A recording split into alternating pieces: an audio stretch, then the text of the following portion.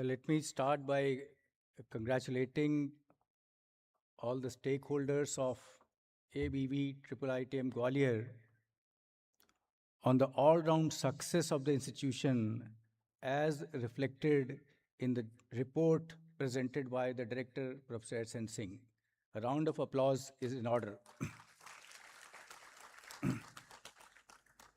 Professor S.N. Singh, Director, ABV IIITM Gwalior, Professor K.K. Shukla, Director, Manit Bhopal, esteemed members of the Board of Governors, members of the Senate, registrar, deans, head of departments, faculty members, and staff of IIITM Gwalior, dignitaries, graduating students, parents, press and media persons. I'm extremely delighted to be with you on this most momentous, once in a lifetime event for the graduating students. I thank Professor S.N. Singh, the esteemed director of ABV IIITM Gwalior, for inviting me to address the graduating students of IIITM Gwalior at their convocation. Dear graduating students, I will just take about 12 minutes to present 5 brief thoughts with you. First, accept my hearty congratulations on the successful completion of your academic journey in one of the finest academic institutions in the country. Let me begin one of those 5 ideas with the first one. I quote the French philosopher Camus, who said, "Don't lead me because I cannot follow you. Don't follow me because I cannot lead. Just be my friend and walk beside me." This quote was pasted on a wall in the office of one of my teachers. In fact, it was on the wall that was behind his chair, which meant it was easily readable for all those who came to his office.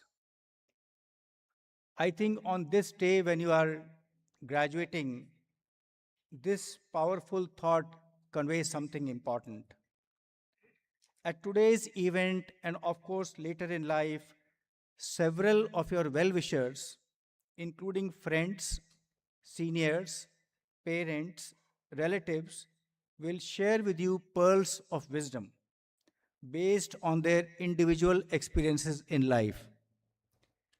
These experiences may also include anecdotes and stories they have heard or seen in their respective social groups. Please hear them patiently. Please hear me also patiently. But you have to realize that despite the myriad of social connections that each one of us has in this world, ultimately your life and your career is your responsibility. No one else is more responsible for your life and career, no matter how close he or she may be to you. I hope you have noted that I am not suggesting that you should ignore all the pearls of wisdom that come to you from your close or distant social circles. Hear everyone and after that decide for yourself. There is nothing wrong if you agree with the advice you receive. Similarly, there is nothing intrinsically wrong if your decision is not aligned with what others think you should decide. That is the first thought that I want to leave with you on this important day. The second thought is what I believe one should hear at the stage of life at which you are today. And I start with a question. The question is, should I be honest in my dealings with the society and the government? My teachers have told me that honesty is the best virtue. But just now, I have conveyed to you that one need not do or accept everything that one hears from others. My dilemma is that when I open my mobile phone for news, or when I open the daily newspaper, or when I watch the TV in the evening, I see several criminal activities getting reported. I also hear or read several allegations or convictions about corruption. So, am I surrounded by a society which has no ethics, no honesty, no righteousness? This situation leads up to the important concept of fractions or proportions. Many a time we make this simple mistake that we forget to take into account that in a large sample size, the representative behavior should not be confused with the behavior or conduct of a few samples. If I look at my personal experiences in life, I found myself to be surrounded by people with very high integrity, who do not indulge in wrongdoings, with very people with very high integrity and people who are basically honest. In fact, I believe that it is not easy for any human being to indulge in cheating or corruption. I believe we should not easily trust if we are told that someone is dishonest. However, if it has been established after a due process of investigation, then there is no harm in accepting it. There will be occasions in life when you will not get what you want to get. This is the third thought on which I am now coming to. In fact, you may be believing that you deserve it, still you may not get. It is likely to happen more often than not. At those times, several negative thoughts will cross your mind. You may blame the politics around that decision. You may blame the decision making process itself. You may blame the persons responsible for the decision. While some of this may or may not be true in that situation, what is the best way forward in such situations? Without blinking an eye, there is no harm in introspecting whether you were ready for that responsibility, whether you need to do more to deserve it, or whether it is something you should not be aiming for. Interestingly, in hindsight, you may feel happy that you were not successful. This is because if you get something for which you are not prepared, it may lead to more difficulties, which will soon replace the joy of getting it by a feeling of helplessness.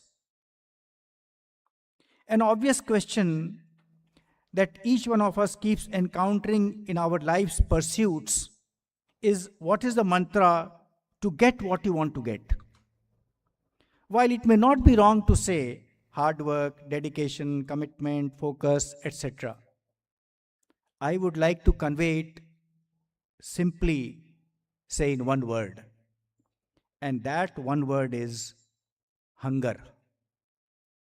Your hunger for a desired goal is a good yardstick which decides your chances of succeeding.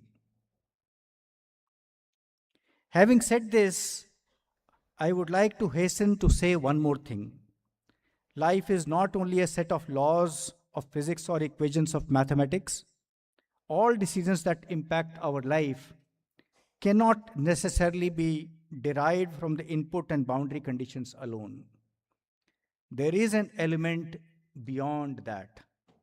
Some of us call it chance. Some others say it is destiny. Some of us who are more mathematically inclined call it probability. I would say it is a good component which allows us to live with peace and not suffer the agony of failure. There may be a few people in the audience or on the dais who may be mistaken that I have been successful in most of the things I have tried in my career. But nothing could be farther from the truth. I have encountered a large number of failures. I haven't succeeded in everything I have tried. In fact, it may not be incorrect to say that I may roughly have the same number of failures as the number of successes. I suspect this may be true for a very large number of us. It is this fact that helps us overcome the despondency of failure and keeps us pushing for and aiming for newer or higher goals. That is what keeps on pushing us. That it is like a cycle. Failure and success, this is like a cycle. It happens cyclically. Remember this whenever you encounter problems or failure in your life. The fourth thought that I want to leave with you is, and that is as I come towards the end of my convocation address, let me mention the power of positivity. Throughout your career, try to guard your thinking from entering a cynical mindset. Even if it briefly enters that zone, it means the mind, even if the mind briefly enters that zone, quickly pull it out of it. A cynical mindset is like putting a hurdle yourself to prevent you from achieving your own goals. Dear graduating students, I know that you proudly wear your Indian identity. I also know that because of your deep love for India, you get overjoyed every time you hear about any achievement of India, be it on the occasion of the landing of Chandrayaan or winning a cricket match. Naturally, you would like to be an Indian citizen who can contribute to nation building and make your country a better place. And this is the last thought that I want to mention. In my considered view, if you choose to become an entrepreneur, you may be able to contribute towards increasing the size of the Indian economy and create employment for fellow countrymen. In today's times, this could probably be the best service to Mother India. Let me conclude by wishing you an immensely adventurous, happy, professional and personal journey ahead. Jai Hind.